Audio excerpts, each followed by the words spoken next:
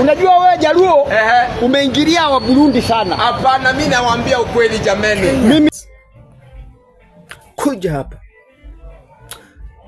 Mimi sijapenda vile mnashambuliwa Burundi. I don't like it at all. Sijapenda kabisa. Mnasema sijui wa Burundi wanalala, sijui wana rent nyumba like wanaishi ndani watu kama 8.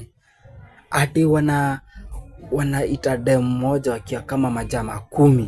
Nasikia hivyo, kuna jamaa kanasema hivyo. Hako kajamaa sijui kaliona wapi. Kakuja katulete hiyo testimony kaliona wapi wa Burundi wakifanya hivyo. Guys, mimi sijapenda kabisa. Na ningependa wa Kenya tukue hivi. Sisi hatuwachukii. Wa Burundi tunawapenda. Ningependa kujua kama mnataka wa Burundi wasiharibu soko. Kwa sababu mnasema wanaharibu soko na wanaharibu biashara, wanaharibu kazi. Nataka kujua. Okay, mjengo mnasema sijui wanalipwa 5 so. Na kama wanalipwa 5 so na inafaa walipwe ngiri moja, nataka mtu ambie ama mseme kuliko kutangaza ubaya, mnatusi watu vibaya, mseme what do you want?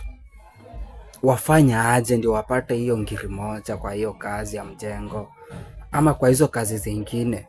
Mnataka wafanya aje? Wadua aje? Sema. Hiyo ndio kitu mnafaa kupost. Wa Burundi.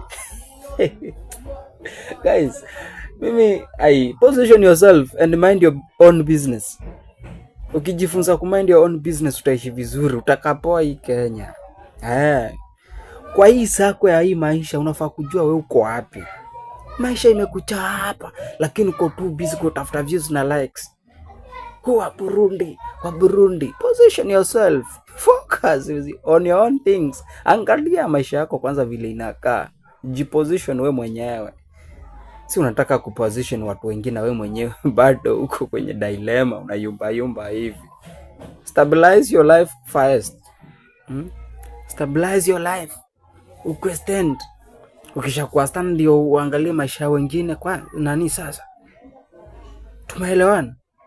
Waambie trick gani ama waambie wa Burundi wanafaa kufanya aje ndio wapewe mshahara, walipwe sawa na nyinyi.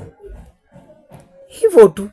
Si mdomo kutafuta likes, kutafuta views. Hata haikusaidii.